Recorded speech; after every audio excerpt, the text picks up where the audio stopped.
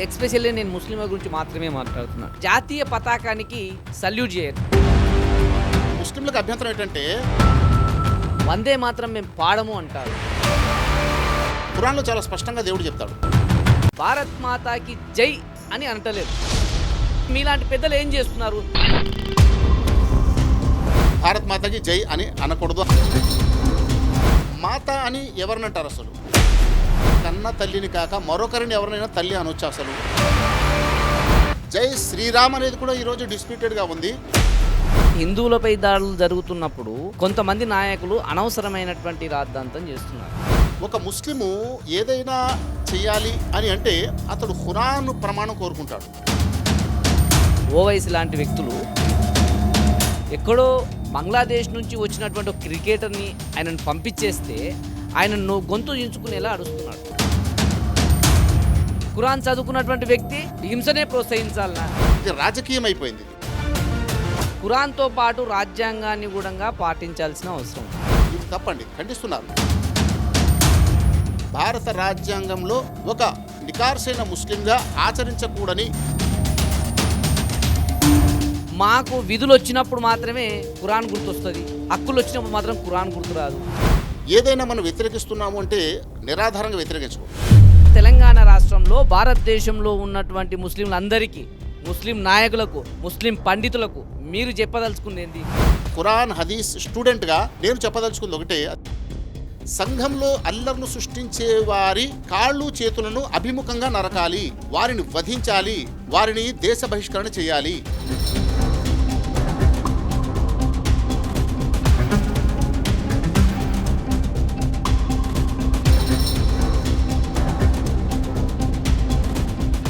అందరికీ నమస్తే. నా పేరు తిరుపతి రెడ్డి, సనాతన ధర్మ ప్రచార పరిషత్ తెలంగాణ చైర్మన్ని. ఈరోజు మనం చూస్తున్నాం, భారతదేశంలో ఉంటూ భారతదేశం గాలి పీలుస్తూ భారతదేశంలో పండినటువంటి పంటను తింటూ భారత్ మాతాకి జై అనడంలో చాలామంది ముస్లింలు సంకోచిస్తుంటారు. నిజంగా వాళ్ళ సంకోచం దేనికోసం? మనం జనగణమన పాడుతుంటే లేచి నిలబడడానికి కూడా బద్ధకంగా ఉంటారు. వందే మాత్రం మేము పాడము అంటారు. జాతీయ గీతాన్ని ఆలపిస్తుంటే నిలబడలేనటువంటి వ్యక్తులు భారతదేశంలో ఉండడానికి అర్హత ఉంటుందా అనేటువంటిది నా యొక్క క్వశ్చన్. రెండవది, నిన్నటికి నిన్న మన డిసెంబర్లో జరిగినటువంటి జిహెచ్ఎంసీ కౌన్సిల్లో వందే మాత్రం జనగణమన పాడుతుంటే, ఆలాపన చేస్తుంటే చాలామంది ముస్లిం నాయకులు నిలబడకుండా చేసినటువంటి పరిస్థితులు మనం చూసాం. ముస్లిం మతాన్ని ఆచరిస్తున్నటువంటి వ్యక్తి, ఖురాన్ని అనుసరిస్తున్నటువంటి వ్యక్తి భారత్ మాతాకి జై అనడంలో, జాతీయ గీతాన్ని ఆలపిస్తున్నటువంటి సమయంలో లేచి నిలబడడంలో ఖురాన్లో ఏమైనా దానికి సంబంధించినటువంటి ఆపేక్షణలు ఏమైనా ఉన్నాయా అనేటువంటి విషయాన్ని ఈ యొక్క ధర్మ సంస్థాపనలో భాగంగా ఈరోజు ముస్తాక్ అహ్మద్ గారితో చర్చించడానికి మీ ముందుకు వచ్చాను. నమస్తే అండి ముస్తాక్ అహ్మద్ అభిలాష్ గారు. ఈరోజు మనం చూస్తున్నాం, ఇంతకుముందు చెప్పినట్లు, అంటే భారతీయ జాతీయ పతాకానికి సల్యూట్ చేయరు చాలామంది. ఎస్పెషల్లీ నేను ముస్లింల గురించి మాత్రమే మాట్లాడుతున్నాను. భారతీయ పతాకానికి సల్యూట్ చేయకపోవడానికి, భారత్ మాతాకి జై అనడంలో ఉన్నటువంటి ఆపేక్షణలు అనేటువంటి ఖురాన్లో, వాళ్ళు అనుసరిస్తున్నటువంటి గ్రంథంలో, మీరు అనుసరిస్తున్నటువంటి గ్రంథంలో ఏమైనా ఆపేక్షణలు ఉన్నాయా? నిజంగానే వాళ్ళు కావాలని ఇటువంటి సంఘటనలు క్రియేట్ చేస్తున్నారా అనేటువంటిది నా యొక్క డౌట్. మీరు ఏమంటారు దానికి సంబంధించి? మొదటి విషయం, ఒక దేశ పౌరుడికి ఆ దేశం పట్ల ప్రేమ ఉందా లేదా అన్నదానికి కొలమానం భారత్ మాతకి జై అంటాం, లేకపోతే వందే మాత్రం పాడటం, ఇలాంటి విషయాల్లోనే ఉండదు. యాక్చువల్గా అది ఉందా లేదా నేను తర్వాత చెప్తా. అయితే ఒక మనిషికి, ఒక దేశ పౌరునికి ఒక దేశం పట్ల దేశభక్తి ఉందా లేదా అన్నదానికి కొలమానాలు వేరేగా ఉన్నాయి. అదొకటే కాదు. ఓకే, ఇది ముందు మనం అందరం అర్థం చేసుకోవాలి. అంటే నా ప్రకారంగా నిజంగా ఒక దేశభక్తుడు అనే వ్యక్తి ఎలా ఉండాలి? మొట్టమొదటిది, అతడు ఆ దేశంలో ఒక వ్యాపారిగా ఉంటే కల్తీ చేయకూడదు, అతడు ఉద్యోగిగా ఉంటే లంచాలు పుచ్చుకోకూడదు, అతడు ఒక రాజకీయ నాయకుడిగా ఉంటే ప్రజాధనాన్ని దోచుకోకూడదు. ఇవి అసలు ఆ దేశం పట్ల ఆ ప్రేమ ఉందా లేదా అన్నదానికి కొలమానం. తర్వాత దేశం అంటే మట్టి కాదు, దేశం అంటే మనుషులు అని మాట అన్నారు. కాబట్టి తోటి పౌరుల పట్ల ఉత్తమంగా వ్యవహరించడమే అది దేశం పట్ల నిజమైన ప్రేమ అనేది ఒకటి. అవసరం ఉన్నప్పుడు దేశానికి రక్తం అవసరం ఉన్నప్పుడు నిస్సంకోచంగా నిర్భయంగా వచ్చి ఆత్మార్పణ చేయడానికి సిద్ధపడాలి. ఇది ఆ దేశం పట్ల ప్రేమ ఉందా లేదా అనడానికి ఒక కొలమానం.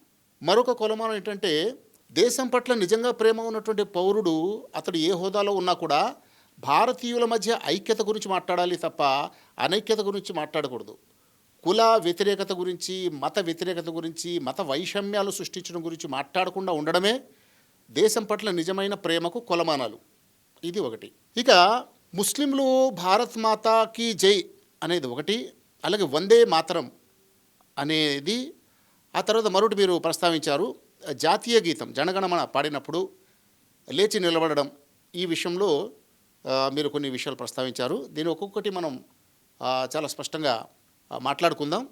ఎందుకంటే ఈ విషయంలో మన భారత పౌరుల్లో అటు హిందూ సమాజంలో ఇటు ముస్లిం సమాజంలో కూడా ఒక స్పష్టత లేదు అని నేను అనుకుంటున్నాను. కాబట్టి మొదటిది, ఒక దేశాన్ని ఉద్దేశించి మాత అనడం, లేక తన మాతను కాక తన కన్న తల్లిని కాక మరొకరిని ఎవరినైనా తల్లి అనొచ్చు అసలు అనేది ఒక స్పష్టమైన అవగాహన ఉండవలసిన అవసరం ఉంది. అయితే ముస్లింలు ఇస్లాంని అనుసరిస్తారు కాబట్టి అరేబియా చరిత్ర పట్ల కూడా వాళ్ళకి ఒక అవగాహన ఉంది కాబట్టి అరబ్బు మాత అనే ఒక ఆమె ఉంది. అరబ్బు మాత అది భారతీయులతో సంబంధం లేని వ్యవహారం కదా. ఎవరు ఆమె అంటే అబ్రహాం అంటే ఇబ్రాహీం ప్రవక్త రెండవ భార్య. ఆమెను తీసుకొచ్చి కనాన్ దేశం నుండి అరబ్బులో నిర్జన ప్రదేశంలో ఆమెను అతని కుమారుణ్ణి ఇద్దరిని అక్కడ ఆయన విడిచిపెట్టాడు. అక్కడ జనరేషన్ స్టార్ట్ అయింది. అంటే ఒక దేశాన్ని ఉద్దేశించి మాత అంటాం, ఒక దేశాన్ని ఉద్దేశించి ఒక స్త్రీని మాత అంటాం అనేటువంటి సంప్రదాయం ఏదైతే ఉందో అది ముస్లిం ప్రపంచంలో కూడా ఉంది అనడానికి ఇది ఒక గుర్తు. తర్వాత అంతేకాకుండా ఖురాన్ గ్రంథం వ్యాఖ్యాతల్లో ఇబ్నె కసీర్ అని ఒక గొప్ప వ్యాఖ్యాత ఉన్నారు. ఆయన ఒక సమాచారం ఇచ్చారు. అందులో ఏమొచ్చిందంటే మాత అని ఎవరినంటారు అసలు అని అన్నప్పుడు ఆయన ఏమంటాడు, చాలా విషయాలు దేనిపై ఆధారపడి ఉంటాయో, దేని ఆధారంగా అన్ని విషయాలు నిలబడి ఉంటాయో ఆ మూలాన్ని కూడా మాత అంటారు. అలాగే జెండాని కూడా మాత అంటారు చెప్పారు. ఒక జెండా, ఆ జెండా కింద ఆ వర్గీయులందరూ చేరుతారు కాబట్టి దాన్ని మాత అన్నారు. ఇలాగా అరబీలో ఈ ప్రయోగాలు ఉన్నాయి. ఇదొకటి. అంతేకాకుండా ఇదంతా నేను చెప్పింది ఇప్పుడు అరబీ సాహిత్యానికి సంబంధించి. ఇక ఖురాన్ విషయం మీరు ప్రశ్నలో అసలు దీనికి సంబంధించి ఖురాన్లో ఏమైనా ఉందా అన్నారు. అది ఎగ్జాక్ట్ అది. తర్వాత మరొక విషయం మనం తెలుసుకోవాలి. ఒక ముస్లిము ఏదైనా చేయాలి, ఏదైనా చేయకూడదు అని అంటే అతడు ఖురాన్ ప్రమాణం కోరుకుంటాడు, తర్వాత హదీస్ ప్రమాణం కోరుకుంటాడు. కాబట్టి ఆ రకంగా చూస్తే ఇక ఖురాన్ విషయానికి వచ్చినప్పుడు మక్కా పట్టణాన్ని కూడా మాత అని చెప్పడం జరిగింది. 6వ అధ్యాయము 92వ వాక్యంలో మక్కా అంటే ఎక్కడైతే ముస్లింలకు ఆధ్యాత్మిక కేంద్రమై ఉందో అరబు దేశంలో ఉన్న మక్కా పట్టణం, దాన్ని మాత అన్నారు. ఎందుకు మాత అన్నారంటే అది అప్పట్లో క్యాపిటల్ సిటీ, ఆ చుట్టూ చాలా విలేజెస్ ఉన్నాయి కాబట్టి దాన్ని మాత అన్నారు. ఉమ్ముల్ ఖురా, అరబిక్లో అంటే మాత, ఖురా అంటే విలేజెస్. చూడండి, ఒక పట్టణం నుండే సాంస్కృతిక, ఆర్థిక, రాజకీయ వ్యవహారాలన్నీ కూడా ఒక పట్టణం నుండే పల్లెలన్నిటికీ సరఫరా అవుతూ ఉంటుందన్నమాట. విలేజెస్ అన్నీ కూడా పట్టణంపై ఆధారపడి ఉంటాయి కాబట్టి దాన్ని మాత అని చెప్పేసి ఖురాన్ చాలా స్పష్టంగా చెప్తుంది. అదేవిధంగా ఖురాన్ గ్రంథంలో అనేకమైన దైవ గ్రంథాలు అవతరించి ఉన్నాయి. అది వేదశాస్త్రాల నుండి ఓల్డ్ టెస్ట్మెంట్, న్యూ టెస్ట్మెంట్ ఇలాంటి చాలా గ్రంథాలు ఉన్నాయి. ఖురాన్ ఏమంటుందంటే ఈ గ్రంథాలన్నిటికీ ఒక మాతృ గ్రంథం ఉంది, మూల గ్రంథం ఉంది అంటున్నాడు. ఆ గ్రంథాన్ని కూడా ఖురాను ఏమంటుందో చూడండి. ఇది 43వ అధ్యాయము 4వ వాక్యంలో ఈ విషయం చెప్పబడింది. అందులో ఉమ్ముల్ కితాబ్ అంటాడు. అంటే అమ్మ, కితాబ్ అంటే గ్రంథాలు, గ్రంథాలకు తల్లి అనే ప్రయోగం అక్కడ కూడా ఉంది. తర్వాత ఇక హదీస్ విషయానికి వచ్చినప్పుడు హదీసులో సారాయిని మాత అని చెప్పడం జరిగింది. ఇది చాలా విచిత్రంగా అనిపించవచ్చు జనాలకి. సారాయి అంటే మత్తు పానీయము. ఇది అస్సిల్సిలతుల్ అస్సహీ 1854వ హదీస్. అల్ ఖమ్రు ఉమ్ముల్ ఖబాయిస్ అని చెప్పడం జరిగింది. అంటే మత్తు పానీయము సకల చెడులకు మాతృక అని చెప్పారు. ఈరోజు మనం చూస్తున్న మన ఎక్స్పీరియన్సే, ఎన్నో నేరాలు జరుగుతున్నాయి, ఎన్నో యాక్సిడెంట్స్ జరుగుతున్నాయి. వాటన్నిటికీ మూల కారణం ఏమిటి అని ప్రశ్నిస్తే ఖచ్చితంగా మత్తు పానీయం సేవించడమే. తాగి ఉన్న మైకంలోనే రేప్స్ చేస్తారు, తాగి ఉన్న మైకంలోనే దుర్మార్గాలు పాల్పడతారు. అలాగే ఎన్నో అనర్థాలు, యాక్సిడెంట్స్. ఈరోజు ఇండియాలో 60% అబోవ్ యాక్సిడెంట్స్ అన్నీ కూడా మత్తు పానీయం సేవించడం వల్ల జరుగుతున్నాయి. ఈ విధంగా మత్తు పానీయాన్ని కూడా తల్లి అని అన్నారు. సో ఈ ప్రకారంగా తల్లి అనే ప్రయోగము మన ఖురాన్లో చాలా సాధారణం. ఇక అసలు విషయానికి వస్తున్నాను నేను. ఏంటది? మాతృభూమి మనం ఎక్కడైతే నివసిస్తామో దాన్ని మాత అనొచ్చా అనేది ఒక పెద్ద ప్రశ్న. దీన్ని ఇటు మన హిందూ సోదరులు తెలుసుకోవాలి, అటు ముస్లింలు కూడా తెలుసుకోవాలి. అదేమిటంటే 71వ అధ్యాయము 17వ వాక్యంలో దేవుడు చెప్తున్నాడు మనుషులను ఉద్దేశించి, ఇంకా అల్లాహ్ మిమ్మల్ని నేల నుండి మొలిపించాడు అన్నాడు. ఎక్కడి నుంచి మొలిపించాడండి? నేల నుండి మొలిపించాడు. కాబట్టి నేల నుండి మొలిపించాడంటే నేల నుండి జన్మించా కాబట్టి ఆ నేల అవుతుంది, అబ్వియస్లీ మాత అవుతుంది అంటే ఎలాంటి సందేహం లేదు. ఇది ఒకటి. అంతేకాకుండా మీరు ఏ స్థలంలో నివసిస్తున్నారో ఆ స్థలాన్ని, నివాస స్థలాన్ని కూడా మాత అని ఖురాన్ చాలా స్పష్టంగా చెబుతుంది. 101వ అధ్యాయము 9వ వాక్యము, అందులో హావియతున్ ఫ ఉమ్ముహు, చాలా స్పష్టంగా దేవుడు ఏం చెప్తున్నాడంటే వారి నివాస స్థలము హావియా అయి ఉంటుంది అన్నాడు. కాబట్టి నివాస స్థలాన్ని లేక తమ మాతృదేశాన్ని మాత అని సంబోధించడంలో ఖురాన్ మరియు హదీస్ ప్రకారంగా ఎలాంటి అభ్యంతరము లేదు.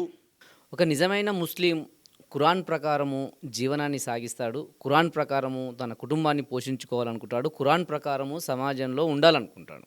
ఎగ్జాక్ట్. ఖురాన్ అనేటువంటిది భారత్ మాతాకి జై అనడంలో ఎటువంటి ఆక్షేపణలు అనేటువంటిది చూపెట్టలేకపోతుంది. అంటే ఏం ఆక్షేపిస్తలేదు. కానీ ఖురాన్ మేము చదివినము, ఖురాన్ పెద్దలము, ఖురాన్లో ముస్లింలు అందరికీ మేము పెద్దలము, ముస్లింలో ఉన్నటువంటి మొత్తం సమాజానికి మేము ఆ పెద్దన్న పాత్రలో ఉన్నామన్నటువంటి కొంతమంది వాళ్ళు భారత్ మాతాకి జై అని అంటలేరు. అటువంటప్పుడు వాళ్ళు ఖురాన్ని వాళ్ళు పాటించినట్లే కదా. ఖురాన్ని పాటించినోడు ముస్లిం అవుతాడా కాడా?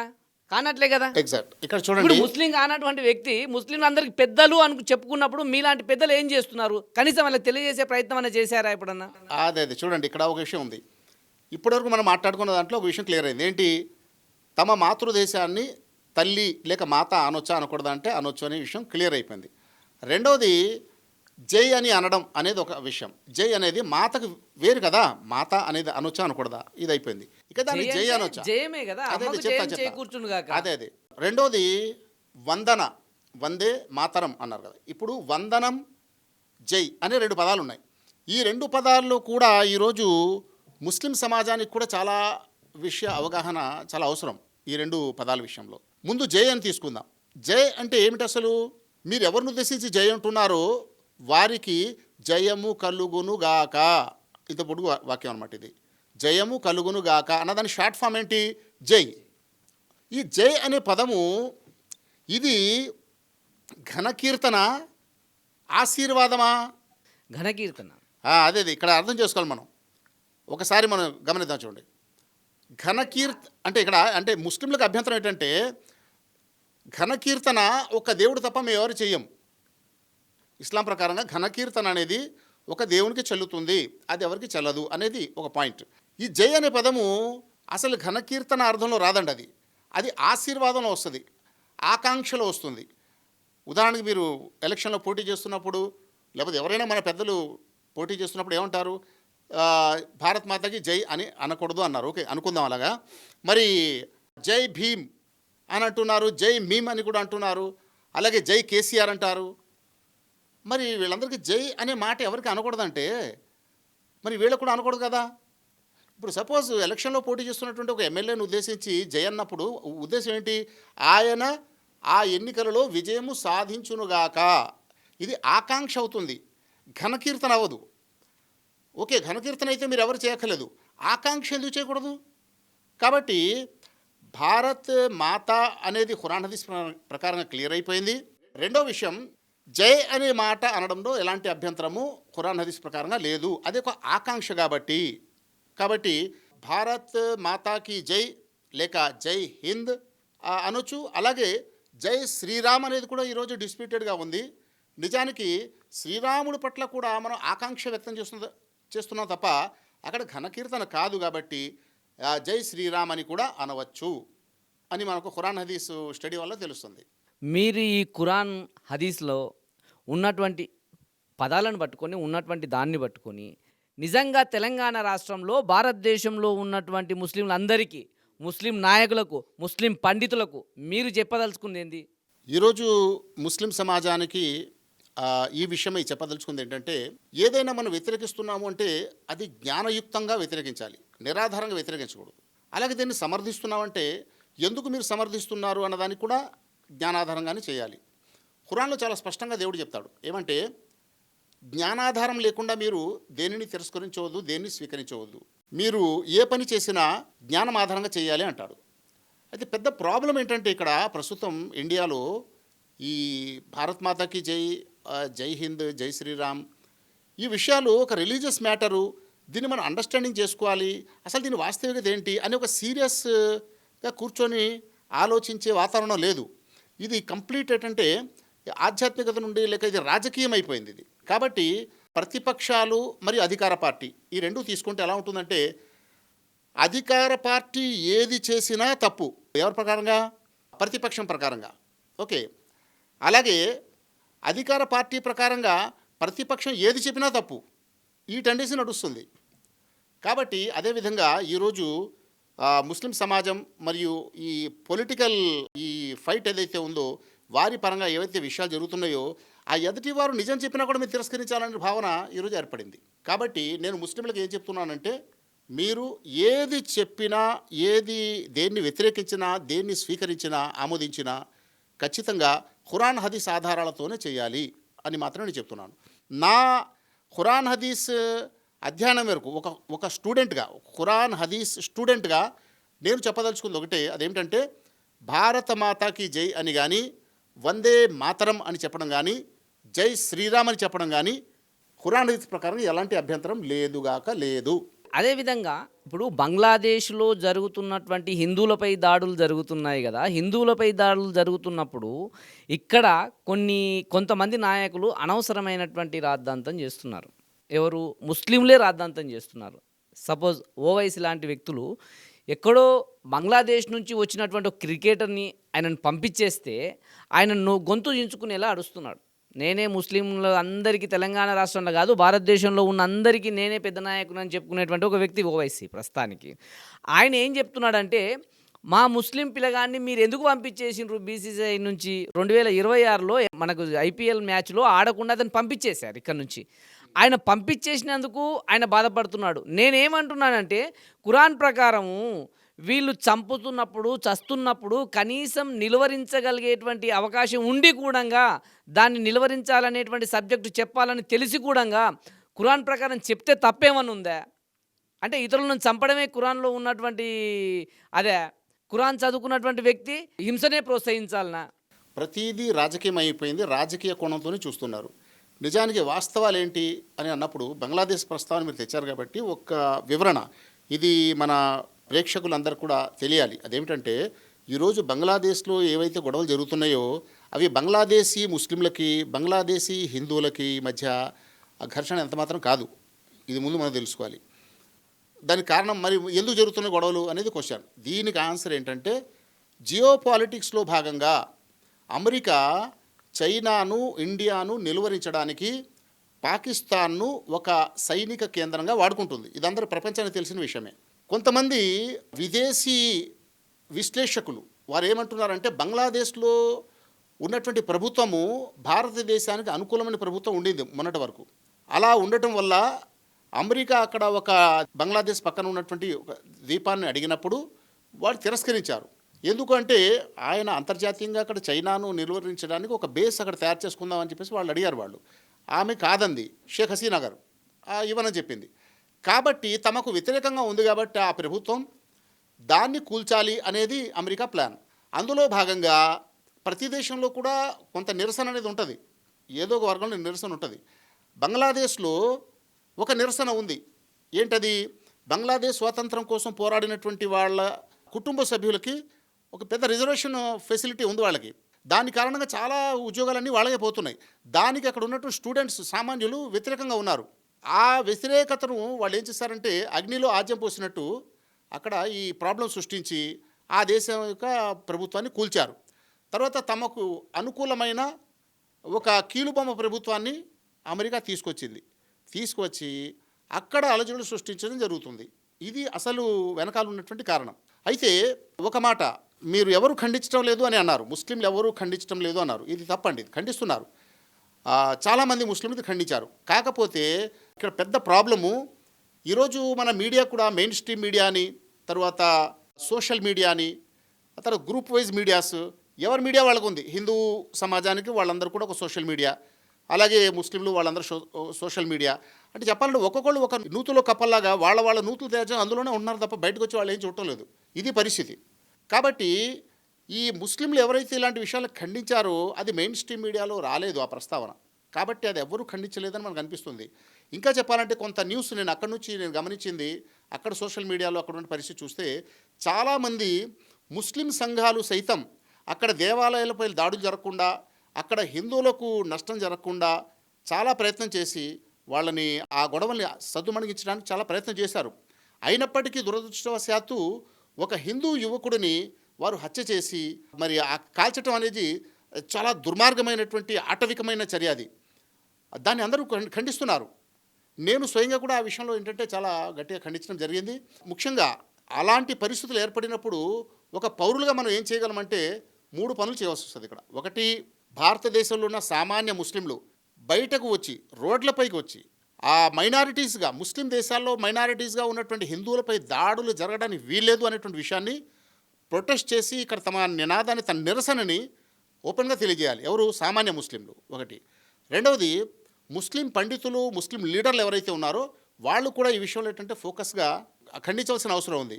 ఇక 3, మన ప్రభుత్వం, భారత ప్రభుత్వము దౌత్యపరంగా బంగ్లాదేశ్పై ఒత్తిడి తీసుకురావాలి. అక్కడ హిందూ మైనారిటీస్పై దాడులు జరగకుండా వాళ్ళ భద్రత కోసం మన భారత ప్రభుత్వం దౌత్యపరమైనటువంటి ప్రయత్నాలు కూడా చేయాలి. ఈ విషయంలో మీరు చాలా గట్టిగా చెప్పడం జరిగింది. మీరు అన్నట్టు అసలు ఏ ముస్లిము మాట్లాడటం లేదని కాదండి, మాట్లాడుతున్నారు.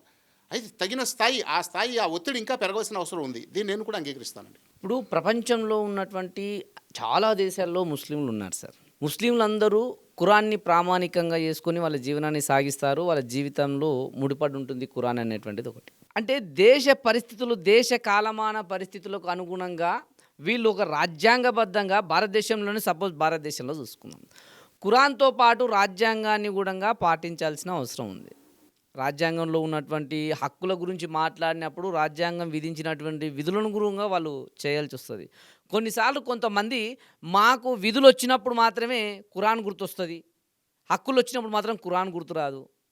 హక్కులు, విధులు, ఈ యొక్క రాజ్యాంగాన్ని అనుసరించాలన్నా, ఖురాన్ ప్రకారము భారతదేశంలో ఉన్నటువంటి రాజ్యాంగాన్ని అనుసరించాలన్నా అనుసరించకూడదా ముస్లింలు? రాజ్యాంగాలు అంటే 2 రకాల రాజ్యాంగాలు ఉన్నాయి ఇక్కడ. ఒకటి లౌకిక రాజ్యాంగం, ప్రస్తుతం మన భారతదేశంలో యాక్టివ్గా ఉన్నది భారత రాజ్యాంగం. రెండవది ఆధ్యాత్మిక ప్రపంచం ఒకటి ఉంది. ఈ లౌకిక రాజ్యాంగాలు ఎప్పుడు వచ్చినాయి మీకు? ఈ ఫ్రెంచ్ రెవల్యూషన్ తర్వాత ఈ లౌకిక రాజ్యాంగ వ్యవస్థ తయారైంది. మతాతీత రాజ్యాంగాలు అనేది ఆ కాన్సెప్ట్ అక్కడి నుంచి వచ్చింది. అంతకుముందు రాజ్యాంగాలు అవే ధర్మగ్రంథాలే.